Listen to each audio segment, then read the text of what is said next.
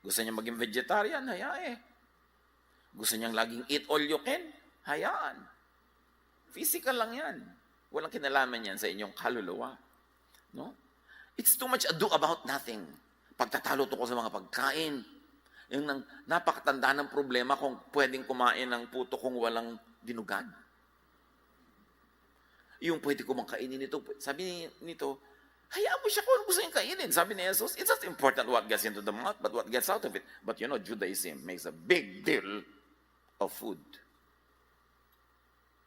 Kaya may mga bisita ka kuminsan, wala ka na maihain sa dami ng bawal sa kanya. Bakit di ka nalang sa bahay mo? Pumupunta ka sa akin, sa dami kong problema sa hindi mo kayang kainin, hindi mo pwedeng kainin. Siserban mo ng malaki. Para mong nilagyan ng lason at granada, pinapakain mo nga ng marami, magreklamo pa. Diba? Ang daming taong napakahirap kasama. Kasi ang dami nilang laws sa buhay. John 10:11. I am the good shepherd. Jesus is the good shepherd. Salamat, Panginoon, dahil kayo ay mabuti, mabait, mapagkalinga, mapag-alaga. Sa sandaling ito, patuloy niyo po kami, Panginoong, dalisayin, linisin, at ang aming isip ay gawin yung tahanan ng inyong mapagpalaya at mapagpalakas na diwa. Be our preacher, our teacher, O Father. We seek you in the name of Jesus, your Son, our Lord, our good shepherd. Matthew 18:12-13. Ano sa palagay niyo ang gagawin ng isang taong may 100 tupa kung mawala ang isa sa mga yon? Tanong ni Jesus.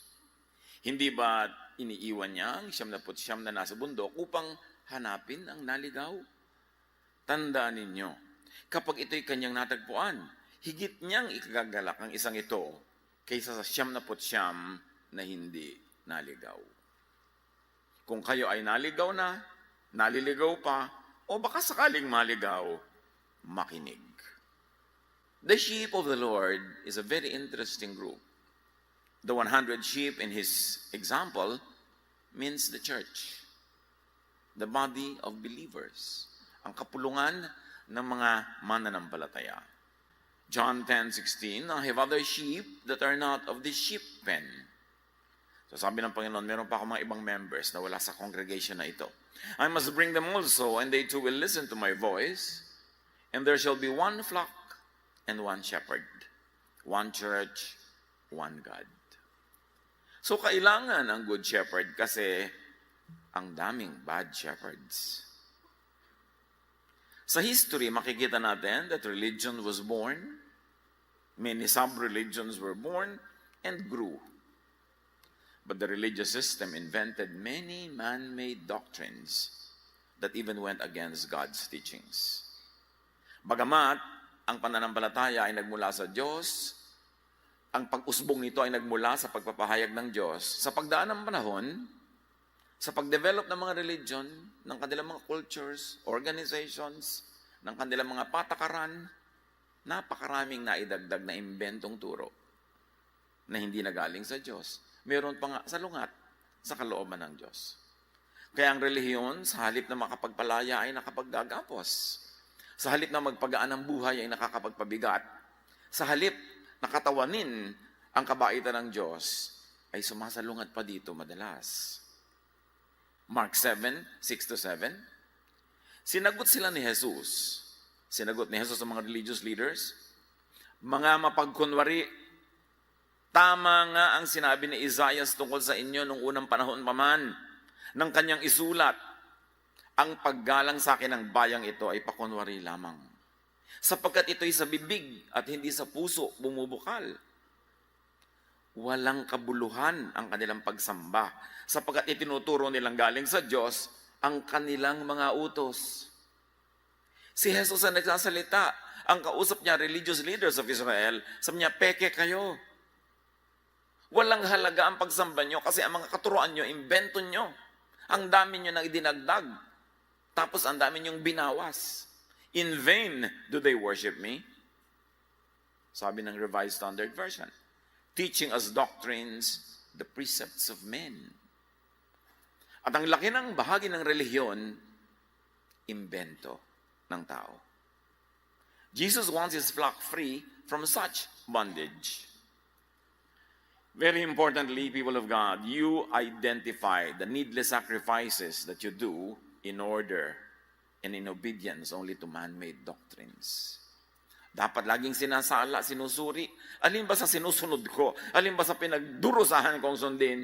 Ang talagang galing sa Diyos o invento lang pala ng mga tao.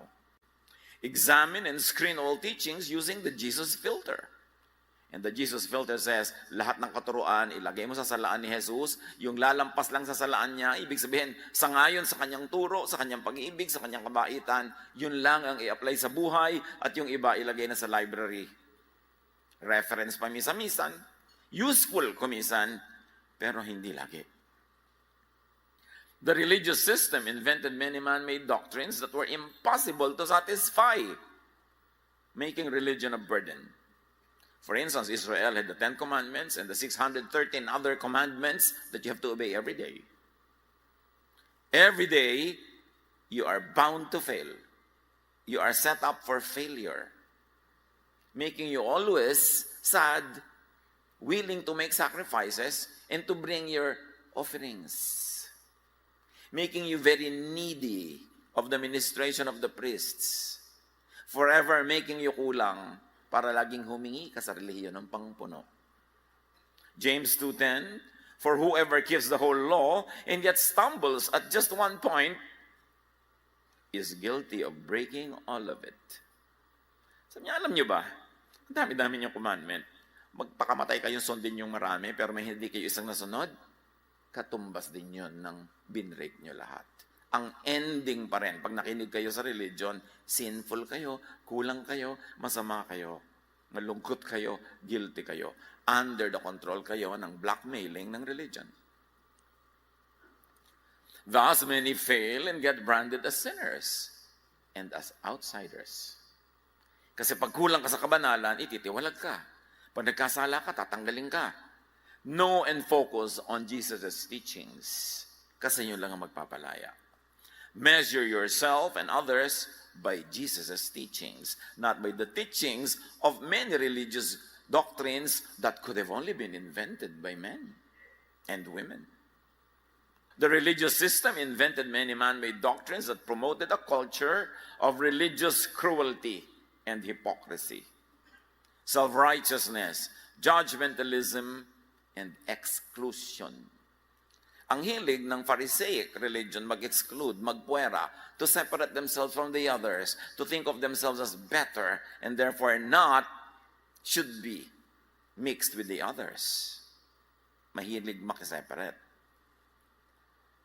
Ang relihiyon ay maraming minasama. In the process, maraming pinasama. Ang relihiyon ay maraming naibulid at ibinulid. Napaka-importante. Katulad na lang ng Pilipinas. Mula nung nasakop ng Espanya, dumami ang guilt ng mga Pilipino. Sa dami ng itinuro ng relihiyon ng mga bawal, invento lang pala nila. Do not allow religious bullies to oppress you. Sa church, sa fellowship, napakaraming religious bullies. Yung akala nila, ang galing-galing nila, ang banal-banal nila. Tapos hanap sila ng hanap ng mga maususuri, mga susurot, at mapapahirapang mga makasalanan sa tingin nila. Do not be a religious bully yourself. Yung may natutunan kang konti, tapos akala mo ka na kung sinong hukom ng iba, akala mo ka na kung sinong magparusa, akala mo ka na kung sinong magtuwid ng mga kalikuan ng mundo. Religion was perverted by people. That's why religion was corrected by God through Jesus. Kung tama na ang lahat, ba't pa ipapadala si Jesus? Ay tama na pala, desire lang yung pagod niya. Kung ang mga tao pala ay naaalagaan na, correct na ang pag-aalaga sa kanila, bakit pa kailangan ipadala si Jesus? Eh yun naman pala, hindi na siya kailangan. Ipinadala si Jesus para ituwid ang liko. Liwanagan na madilim. Itama ang mali. Palayain ang mga tao sa pagpapahirap at paggapos ng relihiyon. Kaya relihiyon ang pumatay kay Jesus eh. At hanggang ngayon, tinatangka nilang paulit-ulitin patayin si Jesus. Dahil ayaw nila ang mga tao malaya. God sent Jesus to preach heaven's true teachings, correct religious errors, to set the religious prisoners free, to care for the lost and those victimized by religion. God sent Jesus to be the good shepherd because the other shepherds were very bad. Know Jesus' teachings and follow Him. Importante, ang maghari sa buhay ng mga anak ng Diyos, Jesusness. Hindi saladness na pinaghalo-halong Jesus, law, tradition, religion, nakakalito na tuloy. So the sheep is composed of 100, and the 99 sheep in the story of Jesus are the insiders. Mga siga, mga astig sa loob ng relihiyon, mga bullies. At may halimbawa yan. Luke 18, 11 to 12. Ito isang kabilang ng 99. Tumayo ang Pariseyo na nalangin ng ganito, O Diyos, nagpapasalamat ako sa iyo sapagkat hindi ako katulad ng iba dyan, mga magnanakaw, mandaraya, mangangalon niya tulad ng katabi ko, o kaya katulad ng maniningil ng buwis na ito. Ganyan ba kayo magdasal? 2 beses ako nag-aayuno sa isang linggo at nagbibigay ako ng 10 bahagi mula sa lahat ng aking kinikita. So, praying tapos promoting judgmentalism. Ang problema dito, hindi yung mga mabubuti niyang gawa. Meron namang mabubuti eh. Ang problema, yung self-righteousness and judgmentalism of others. Hindi siya kasya na siya mabuti, kailangan igiit niya na masama yung iba. Now the sheep, so may 100, yun ang buo, may 99, yun yung mga siga, at merong 1, the lost sheep, the outsider. Maaaring isa tayo dyan, sa isang yan. The one lost sheep is the outsider, the one who does not and cannot fit in. Ano man ang gawin niya, magpatiwatiwarig siya, magpalundag-lundag, magpagulong-gulong, hindi talaga siya swak sa standard ng mga siga sa church. Hindi talaga swak sa tradisyon, hindi swak sa inaasahan at pinipilit ng relihiyon na maging ganon siya. Kaya siya lost. Siya ang hinahanap ni Jesus. Luke 15, 5-7, and when he finds the lost sheep, he joyfully puts it on his shoulders and goes home. Pinapangko, pinapasan, kasi alam ni Jesus na itong 1 na ito, sugatan. Ang sumugat dito, yung 99.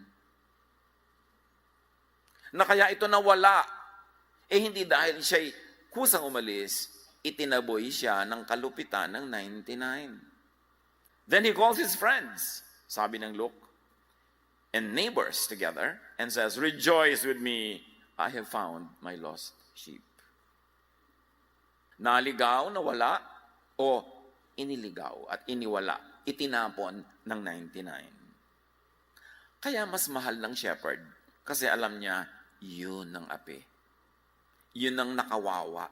Hindi yung 99 na banal-banalan, kunwa-kunwarian, pero mapaghusga at malupit sa kapwa. Verse 7, I tell you that in the same way, diniin pa to ni Jesus there will be more rejoicing in heaven over 1 sinner who repents than over 99 righteous persons who do not need to repent. But of course, there's no such thing as 99 righteous persons who do not need to repent. Ang ibig sabihin people who are so self-righteous, so ligaw, that they think they do not need to repent. That they do not need to be found and rescued because they are okay. This is a swipe on the 99. Napaka-habdi kung tutuusin. Yung dating ng sinabi na to ni Jesus. Yung isang itinatakwil nyo, dahil sa kabanalan nyo at siya ay less than you, yung isang ayaw nyo tanggapin dahil hindi nyo siya kamukha, siya ang hahanapin ko, papasanin ko, kasi biktima nyo siya. At mas nagbubunyi ang langit pag siya ay naalagaan na kesa sa inyong 99 na hindi nyo iniisip kailangan nyo magpaalaga kasi ang self-righteous nyo, kala nyo okay na kayo. The one lost sheep, the outsider, is unable to satisfy the standards of the 99, not the standards of God, the standards of religion. Halimbawa, Acts 15, 5-10. Nung bagong-bago ang church, una, pure na mga naniniwala kay Jesus lamang ang members. And then may mga nag-members na mga Pharisees. Maybe out of curiosity, maybe out of sincerity, or maybe out of malice. Pero nakihalo ang mga Pharisees sa mga naniniwala kay Jesus. Tapos gusto nilang ibalik ang Jesusness to Mosesness. Acts 15, 5-10. Ngunit tumayo naman ang ilang mananampalatayang kabilang sa pangkat ng mga Pharisees. At kanilang sinabi, kailangang tuliin at utusang tumupad sa kautusan ni Moses ang mga hentil na sumasampalataya. Alam natin na mga Hudyo lang yung nagpapatuli. Yung mga hentil, ang tatanda na, nung naging Christian, gusto nitong mga Pharisees ipatuli pa. Sumunod kay Moses. Maging Jew muna kayo bago kayo maging Christian. Yun ang requirement nila. Kasi pinaghahalo nila si Jesus at si Moses. Nagpulong ang mga apostol at ang matatandang namumuno sa iglesia upang pag-aralan ang suliraning ito. Yung si suliranin na paghaluin si Jesus at si Moses. Suliranin na paghaluin ang grace of God through Jesus and the legality of Judaism through their laws. Suliranin talaga yun at yun ang suliranin ng churches even now. Pagkatapos ng mahabang pagtatalo, tumayo si Pedro at nagsalita, bakit sinusubok ninyo ang Diyos? Bakit ninyo niaatang sa mga mananampalataya ang isang pasaning hindi na kayang dalhin ng ating mga ninuno? At hindi rin naman natin na kayang pasanin. Sabi ni Pedro, bakit ginagalit niyo ang Diyos? Alam natin that all our ancestors failed in this department. Diyan sa mga laws na yan. At tayo sa buhay natin ngayon, hindi rin natin makaya. Tapos itong mga hindi dating Hudyo, gagawin niyo pang Hudyo. Papahirapan nyo rin sila tulad ng pahirap na dinanas ng ating lahi. Magiging kulang at makasalanan lang din sila. Yun ang ibig sabihin ni Pedro. Kulang tayo, tapos ipapataw natin sa kanila yun, di kulang din sila ang ending. Matthew 23:15. Kaya sabi ni Jesus, woe to you, teachers of the law and Pharisees, you hypocrites! You travel over land and sea to win a single convert. And when you have succeeded, you make them twice as much a child of hell as you are. Can you imagine these very sharp words from Jesus? Mga ipokrito kayo? Pa-mission pa kayo? Pa-evangelism pa kayo? Tapos pag nadapuan nyo sila, gagawin nyo lang doble ang kanilang kasamaan. Kasi yung dating hindi masama sa kanila, sasabihin yung masama sa dami ng mga bawal sa inyo. Yung dati nilang guilt, madodoble. At kung nung araw hindi sila judgmental, tuturuan nyo sila maging judgmental, so dodoblehin nyo lang ang bigat ng buhay nila. Gagawin nyo lang silang dobleng anak ng impyerno kesa dati. Mabuti pa, huwag nyo na lang silang puntahan. Marami kasi naku-convert ng mga tao, hindi kay Jesus into their own brand of religiosity. So you stay away and get away from modern-day Pharisees. Naglipa na yan. Yung iba, hindi naman talaga malicious. Nung unang-una lang sila nakapag-Bible study o napasama sa mga mapag-Bible study mga group, akala nila yun yung standard. Kasi yun ang nakita nila sa dinapuan nila. Yun namang nadapuan nila, nakita lang yun nila yun sa dumapo sa kanila. And if you're going to trace this, matitrace yun lang sa konting-konting mga mission groups na ganito ang pananaw. Now, the lost sheep, the outsider, is the one who gets rejected and sent away by the 99. Niligaw-ligawan ka, sinali-sali ka, tapos nagkasala ka, sisipain ka lang pala. Di sana wag na. Maraming outsiders, kahit noong panahon ni Jesus, the Canaanite woman, the Levi group, the tax collectors, the sinful woman who brought the perfume, si Zacchaeus, ang dami. Sa mga encounters ni Jesus sa mga tao, ang dami laging puwera. At iisipin niyo mga kapatid, lagi yung mga puwera ang pinupuntahan. Yung possessed ng napakaraming demonyo nag-iisa doon sa libingan. Tinawid pa ang lawa para puntahan. Yung babae sa Samaria sa tabi ng balon, ang tagal na kinapanayaw ng Panginoon. Yung mga puwera kasi, alam ni Jesus, hindi sila ipinupuwera ng Diyos. Ipinupuwera lang sila ng reliyon. So many people Jesus called the lost. Luke 19:10, for the Son of Man came to seek and to save the lost. So anong ibig sabihin ng lost? Yung nagwala, sinadya ng may katawan. Pero konti lang yan. Marami nawala. Hindi sinadyang mawala. Meron naiwala ng system. Nandun na, but because of misguided religiosity, naitaboy nila paalis, lalong nalito. Hindi sinadyang maiwala ng 99, pero naiwala pa rin.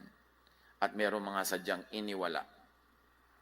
Sinadyang iwala at itakwil ng 99. At marami naman binaliwala.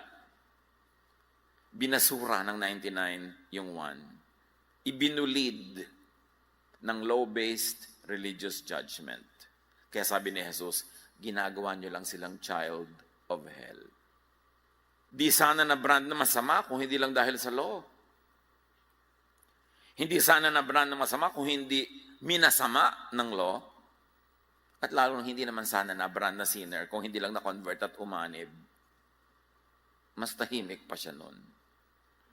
And this poor person moves from the frying pan to the fire.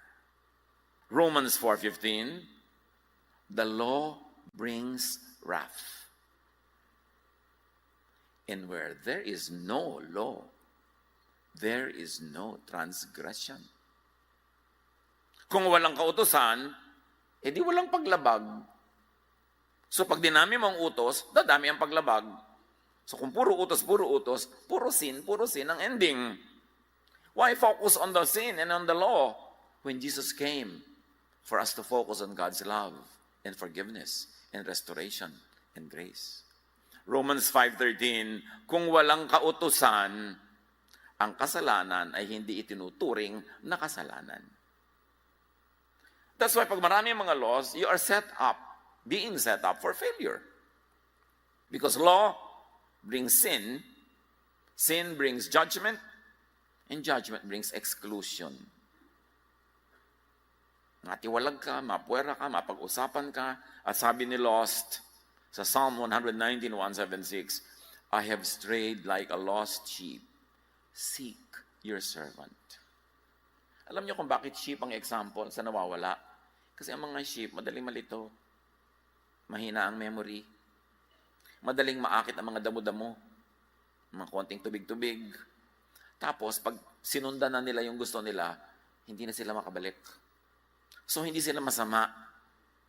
Talaga lang madaling malito. At ito ang tingin ng langit doon sa mga tinatawag ng 99 na lost. Sheep sila. At dapat hanapin. At dapat alagaan.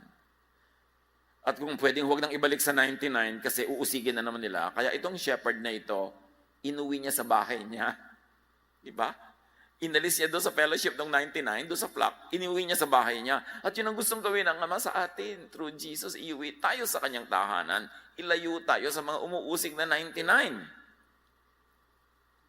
The problem is, people are judged sinful by the law through Moses. And the solution is, people are justified sinless by grace through Jesus. Jesus saves from sin and from the law. Dapat malinaw yun. Pag sinasabi mo, tinatanggap ko si Jesus bilang tagapagligtas, tinatanggap ko si Jesus sa aking buhay, sa aking puso, tinatanggap mo yung pagpapalaya niya, tinatalikuran mo ang paggapos ng law. Tinatanggap mo yung pagtanggap niya, tinatalikuran mo yung pagtiwalag sa'yo ng mga Pharisees. Tinatanggap mo yung kautusan niya ng kapatawaran, pagpapatawad at pagmamahal. Tinatalikuran mo yung kalupitan in the name of God. Tinatalikuran mo yung kalupitan ng mga Pharisees. This is what it means to accept Jesus as Savior and Lord. Savior siya from the law and Lord mo siya para sundin mo siya at hindi yung mga kalupitan ng mga religious people. Ano sabi ng Panginoong Jesus? Siya ang may sabi. John 5:45. But you do not think I will accuse you.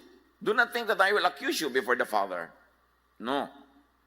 Your accuser is Moses, on whom your hopes are set.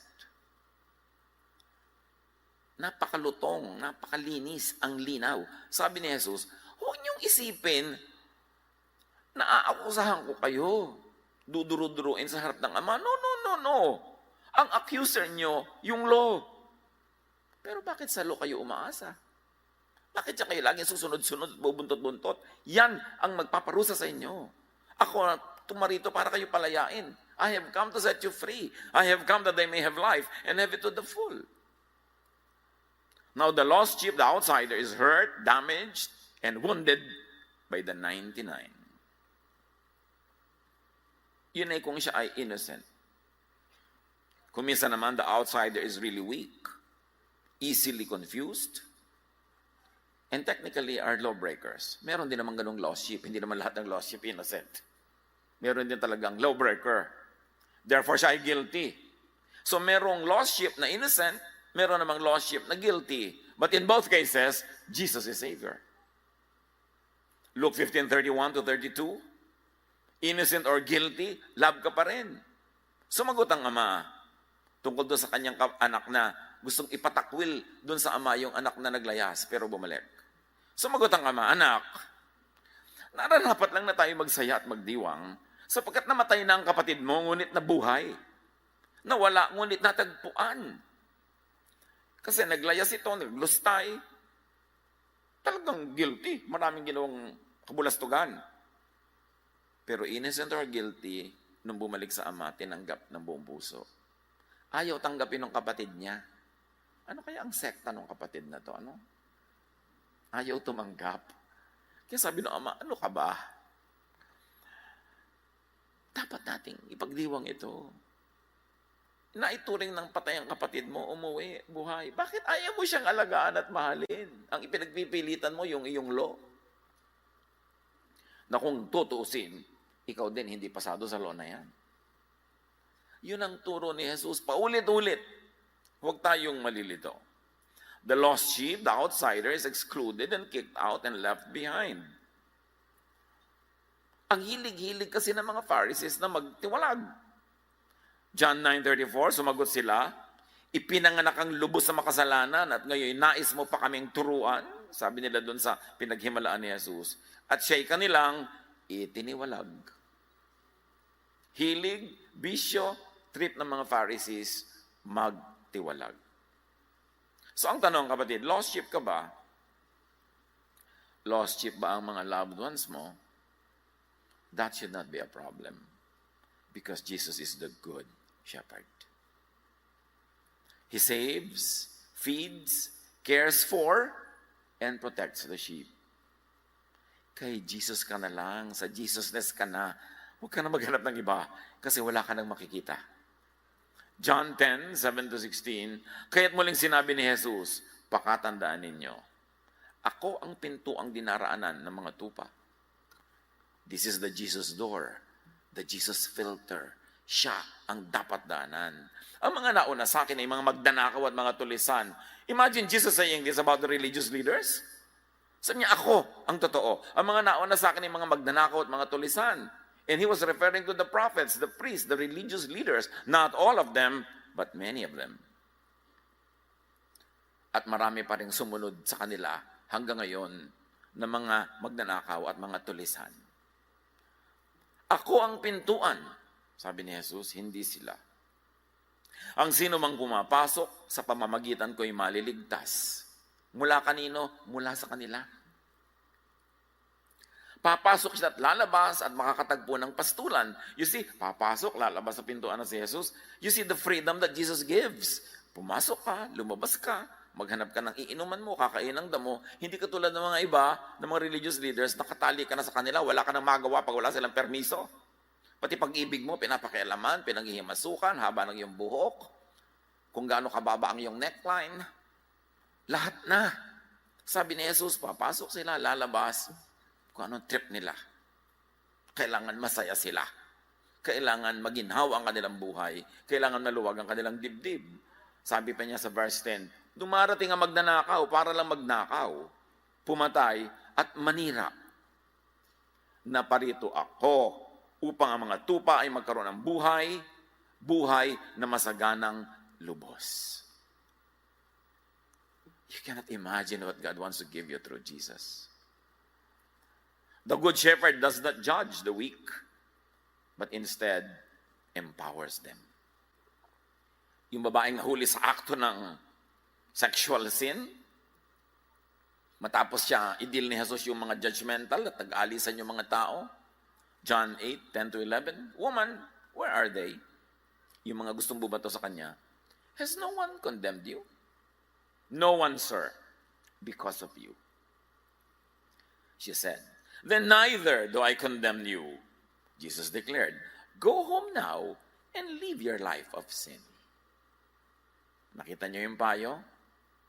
Umuwi ka na. Ayusin mo na yung buhay mo. Tigilan mo na yung mga kasalanan na yan na nagiging dahilan para lalo kang magkaroon ng problema. Ayusin mo yan. But I don't condemn you. Uwi na. What a nice shepherd. Walang sumbat, walang tuos, walang paninisi. Sabi lang, tigilan mo na yan at umuwi ka na. Romans 14:3-4. God has accepted them. Who are you to judge someone else's servant? To their own master's servant stand or fall. And they will stand, for the Lord is able to make them stand. Sabi, lahat ng tao, likha ng Diyos. Diyos lamang ang amo natin. At tayo ay pinatatayo, pinatitindig, binubuhay ng ating Diyos. Kaya ng Diyos gawin yon. At yun ang kanyang ginagawa. The Lord finds and enables the one that the 99 lose and even disable. The Good Shepherd accepts the weak sheep. Hindi mo kailangang itago ang iyong kahinaan. Hindi mo kailangang ipagkaila. Romans 14:13. Tanggapin ninyo ang mahihina sa kanilang paniniwala. At huwag makipagtalo sa kanya tungkol sa kanyang kuro-kuro. So, alam niyo, iba-iba kasi ng paniniwala, iba-iba ng pananaw, may mahina, may malakas. Huwag niyong pagtalunan yan. May naniniwalang maaari siyang kumain ng anuman. Malakas ang pananalig sa all-inclusive grace of God. Malaki at malawak ang mundo niya kasi sa kanyang paniniwala, pwede niyang kainin kahit ano. Ngunit gulay lamang ang kinakain ng mahina sa kanyang paniniwala. Sabi nila, bawal lang mag-enjoy, bawal lang karne, bawal lahat, magagalit ang Diyos. Ito lang kakainin ko. Therefore, legalistic sila, maliit at ang makitid ang mundo nila, pero pareho lang silang mahal ng Diyos. Sabi niya, huwag hamakin ang taong kumakain ng anuman at ang taong kumakain ng gulay lamang. At huwag namang hatulan ng taong kumakain ng gulay lamang ang taong kumakain ng anuman sapagkat siya ay tinatanggap din ng Diyos. In other words, sabi niya, kanya-kanyang trip lang yan. Gusto niya maging vegetarian, hayaan. Gusto niyang laging eat all you can, hayaan. Physical lang yan. Walang kinalaman yan sa inyong kaluluwa. No? It's too much ado about nothing.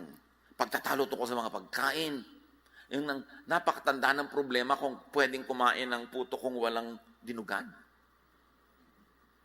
Yung pwede ko mang kainin nito. Sabi nito, hayaan mo siya kung gusto niyang kainin. Sabi ni Jesus, it's not important what gets into the mouth, but what gets out of it. But you know, Judaism makes a big deal of food.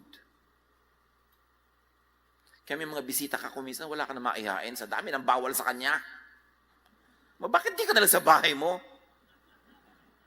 Pumupunta ka sa akin, sa dami kong problema sa hindi ko kayang kainin, hindi mo pwedeng kainin. Siserban mo ng malaki. Para mong nilagyan ng lason at granada, pinapakain mo nga ng marami, magre-reklamo pa. Diba? Ang daming taong napakahirap kasama. Kasi ang dami nilang laws sa buhay. Kanya-kanyang stand, sabi ng Romans, walang iniwawalay, pinupuwera at itinatakwil dahil sa mga stand na ganyan. Sa laki ng langit, mga kapatid, tatama ka kahit saan ka pumukol. Sa laki ng langit, saan ka man pumunta, nakasilong ka pa rin. May mga tao ang lapad-lapad ng kalsada, doon lang sila dumadaan sa guhit na puti sa gitna. Ang lapad naman. Pero sabi pa ng Romans, hayaan mo, yung trip niya. Kanya-kanya kayo dyan. Pero magmahalang kayo. Love one another. Accept one another. Tolerate one another. The good shepherd knows, chooses, and welcomes the outcast sheep. Luke 19:7. Lahat ng nakakita nito ay nagbulong-bulungan. Kasi pumunta si Jesus sa bahay ni Zacchaeus and known and branded yon as sinner. Nakikituloy siya sa isang makasalanan. Sabi nila. Alam ang ibig niya sabihin yan? Kung sa kanila lang, talagang puwera si Zacchaeus. Pero nagpunta si Jesus sa Jericho kung saan wala pang propetang nagpunta para pumunta sa bahay ng isang outcast na si Zacchaeus. Sa shepherd mo, puwera ka ba? Kung pinupuwera ka, ba't ka susunod-sunod dyan? Importante mag-isip. Si Jesus ang good shepherd. Jeremiah 23:1-4. Paparusahan ni Yahweh ang mga namumunong walang malasakit sa kanilang mga nasasakupan. Ito ang sabi ni Yahweh, ipinapangalat ninyo at pinagtatabuyan ang aking kawan. Hihirang ako ng mga tagapangunang magmamalasakit at mga ngalaga sa kanila. Sabi ng Diyos, pambihira kayo mga religious leaders, wala kayong ginawa kundi itaboy ang mga anak ko, pahirapan, ipuwera, usigin, expired na kayo. Pipili ako. Hihirang ako ng gagawa ng gusto ko. Yun ay magmamahal, magmamalasakit, mga ngalaga. And this is Jesus. And everyone else in the Jesusness mission. Jeremiah 50:6-7. Ang aking bayan ay parang tupang ligaw, sapagkat pinababayaan sila ng kanilang mga pastol. Kaya lumalayo sila at tumatakbo papunta sa kabundukan. Tinatahak nila ang bundok at burol at nakalimutang magbalik sa kanilang kulungan o sa kanilang bakuran. Nilapa sila ng mga nakatagpo sa kanila. Can you imagine the picture of people being driven out of organized, centralized, official religion? Tumatakas sila sa mga kalupitan ng mga religious leaders at dahil doon, nilalapa sila ng mga ibang fake religions. Nilalapa sila ng kung ano-ano mga isms and philosophies and ideologies na wala kasi silang masilungan. Lalo lang silang na-expose sa danger dahil sa pagtataboy sa kanila. God understands and is compassionate for the lost, the outcast, yung nasaktan, yung nadala at lumayo. Galatians 4:4-5. But when the time had fully come, di ba sabi, pipili ako na mag-aalaga talaga. But when the time had fully come, God sent forth His Son, born under the law, to redeem those who are under the law. Isinilang siya sa ilalim ng mga batas para kasama siya ng mga natatali sa batas para mahakot niya palabas yung mga nakatali doon. Pinilalaya na sa law, nagsisiksik pa sa law yung iba. Parang humahanap talaga ng sakit ng katawan. John 1:14. The Word became a human being and lived here with us, referring to Jesus. We saw His true glory, the glory of the only Son of the Father. From Him, all the kindness and all the truth of God have come down to us. Sabi niya, alam niyo yung lingid sa atin na kabutihan ng Diyos. Yung ipinagkait sa atin na pagmamahal ng Diyos, ibinigay niya lahat sa pamamagitan ni Jesus. Wala pang nagpakilala ng tama sa Ama, kaya ipinadala ang anak, and through Him we get to know all the kindness and all the love and all the goodness of the Father.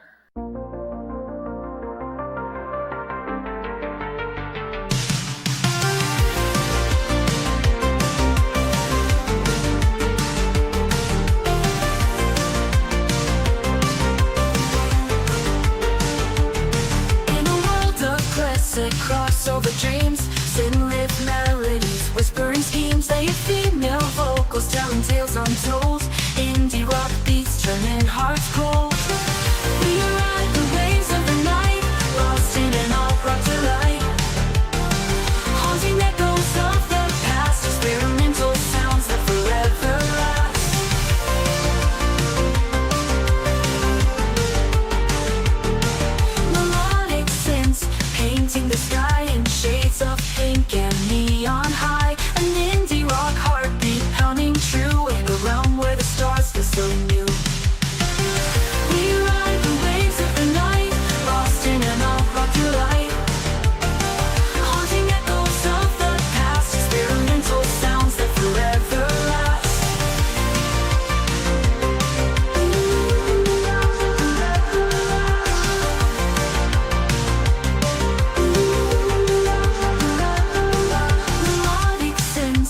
painting the sky in shades of pink and neon high. An indie rock heartbeat pounding true in a realm where the stars feel so new. We ride the waves of the night, lost in an art rock delight. Haunting echoes of the past, experimental sounds that forever last. Melodic synths painting the sky in shades of pink and neon high. An indie rock heartbeat pounding true in a realm where the stars feel so new. In the darkness we find the light, guided by the music taking flight. A fusion of genres in perfect blend. This electronic journey will never end. We ride the waves of the night, lost in an opera delight. Haunting echoes of the past, experimental sounds that forever last. Classic crossover, timeless groove, synths that symphonies we shall move. Late female vocals in the distance call, indie rock hearts standing tall.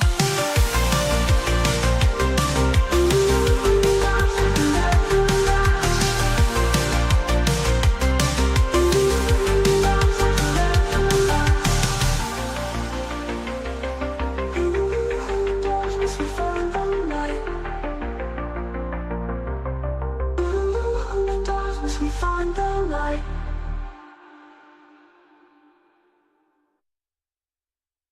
Being misrepresented by legalistic and cruel religiosity. Jesus, the good shepherd, replaces the bad, the unkind, the bigoted shepherd with himself. Sabi niya, ako na lang ang magiging shepherd kasi hindi niyo ginagawa ang tama. Kaya sabi niya sa John 14:6, I am the way and the truth and the life. No one comes to the Father but by me.